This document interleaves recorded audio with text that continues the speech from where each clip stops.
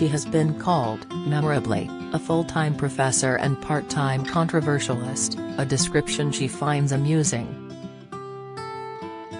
But our most famous classicist Dame Mary Beard has never retreated from difficult conversations.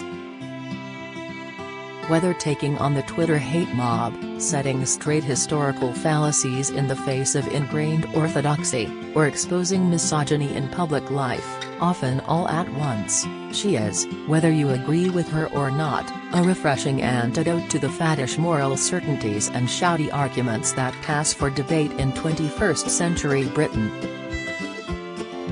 Her engaging new BBC Two series on forbidden art, which begins next week, is the most potentially contentious yet, exploring as it does all manner of unsettling and taboo subjects. Starting with the British Museum's Secretum, established in 1865 to store obscene artifacts and open only to male professors, Dame Mary highlights paintings and sculptures of death, sex and violence. I don't think of myself as a controversialist. I think of myself as someone who likes to discuss things, Dame Mary tells the Daily Express at her comfy, book-filled and rather rambling Cambridge home. I only came to any kind of prominence in my 50s. I was a pretty successful academic before that and I spoke my mind, but nobody much noticed. She smiles. I'm now 67, so I'm on the time-expired end of the spectrum, but I've spent much of my life, with students and more recently on telly, trying to say that issues like this are difficult and there's more to a debate than being certain you're right. Modestly describing herself as a resilient old thing, she continues, although sometimes it's difficult and hurtful or whatever, it's much easier taking this stuff, the online abuse and threats and brickbats, when you're 50 plus than when you're 25. She is clearly comfortable with her public profile, despite those odd brickbats.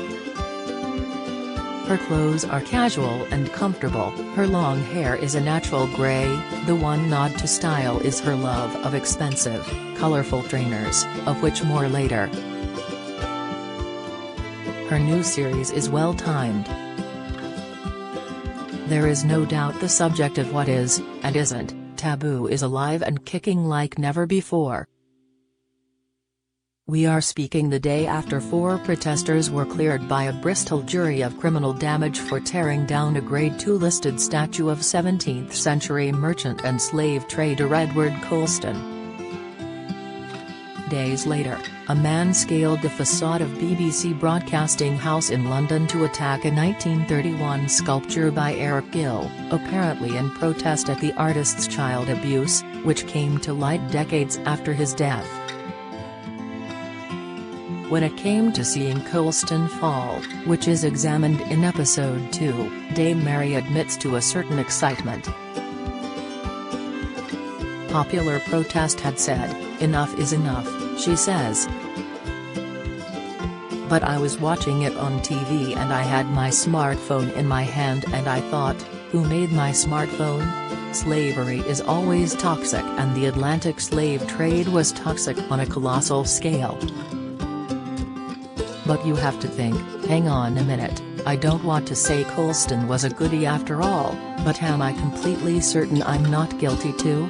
She is referring to claims that working conditions in Chinese factories making iPhones are akin to indentured servitude.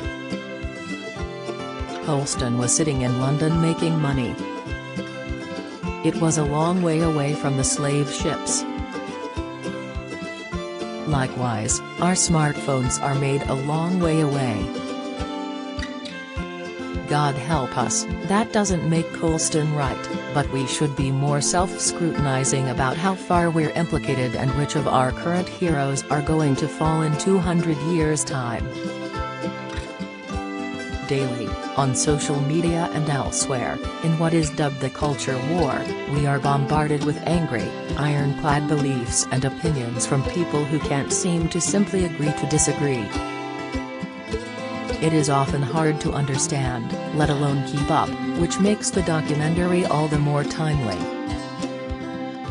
It follows her previous Shock of the Nude program, which explored the obsession with nudity from ancient Greece to the present day. We thought it would be interesting to do something about what we first called taboo. What about art is it that is shocking to us? Dame Mary explains.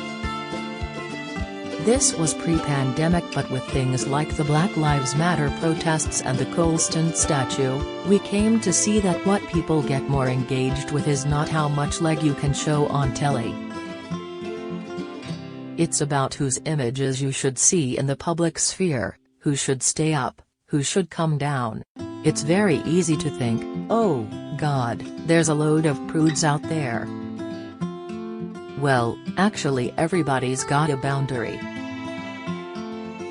20 or 30 years ago, if I saw TV campaigner Mary Whitehouse, I'd think, what a ridiculous woman. But these aren't stupid arguments, they're just arguments I think are wrong. In truth, she says, rows over artistic content are not a modern phenomenon. When we find a bit of art that's very old, whether it's Rembrandt or a Greek pot, we tend to think, oh, they must have been fine with that. It's classical, it's an old master, it's a fantastically valuable piece of Greek pottery. We don't stop to think, maybe that was really offensive even at the time. Even 2 centuries ago, people were arguing over whether it was right to enjoy the fabulous, near-life-size marble sculpture of Laocoon and his sons being crushed by serpents after the seer tried to warn Troy of the Greeks' wooden horse. We now go round Houghton Hall in Norfolk and think, great classical art. We probably don't look at it very carefully because it's protected by its classical art aura. But this is a scene of absolute ghastly violence, says Dame Mary, who also believes it is wrong to waste time arguing over whether we have become more or less tolerant. Some of the things people write off as awful snowflake quackery are simply indications of people looking at things differently. A set text from her own work as a professor of classics at the University of Cambridge is Ovid's Metamorphoses, a narrative poem collecting mythological stories. It's the absolute Bible for Renaissance and later artists. Images from Ovid are everywhere: Leda and the Swan, Europa and the Bull, you name your classical violence against women, and very often, almost always, its source is Ovid, she says. When I was a student we talked about tradition. Everything we were taught to think about it meant it wasn't about rape, even though it was. My students read it better. They say, this is a book that's full of rape, and they're right. And that's a good thing. Unsurprisingly, Dame Mary rejects claims modern students are a bunch of snowflakes. It's largely a myth. People often come to me and imply that I must be tiptoeing around the university wondering about what I might say that could get me cancelled. But most of my day-to-day work is the same as when I started teaching. That's not to say there aren't injustices going on. I'm sure there are, and I'm sure there always have been. She said pushing her own boundaries for the series was vital, which helped inspire the inclusion of Croatian and Muslim, a painting by the Scottish artist Peter Howson, 63, from the Bosnian War. Purchased by the late David Bowie, it is an undeniably shocking piece of art, showing the rape of a woman in her own home by Croatian paramilitaries. It was a picture I'd never seen in real life. It took my breath away in a really unpleasant way, Dame Mary admits. I suppose that having worked on it and thought about the context and read what the artist said, it still takes my breath away, but I can see the argument for doing it if you are going to represent warfare. The setting is telling you these things happen in domestic environments. Wars don't just happen on the battlefield. They happen in people's homes. The Bosnian War saw rape on a horrifying scale, but it is still a world away from more recent conflict art showing British troops playing football with Afghan youngsters or tanks parked in the sun. The fact I don't like looking at it doesn't mean it shouldn't exist, she continues. Art has many functions. It's enlivening, it's decorative, it adds to the pleasures of life. More fundamentally, it's about making people think. The first episode also examines our relationship with death. Where once people died at home, the closest we might now come to mortality is a jar of ashes hidden in a dusty cupboard. We would have had paintings of our dying relatives, death masks on the front hall table. Now that's been pushed out. By way of example, she meets acclaimed artist Daphne Todd, 74, who in 2010 won the BP Portrait Award for a painting of her recently deceased 100-year-old mother, a picture the artist now cannot even give away.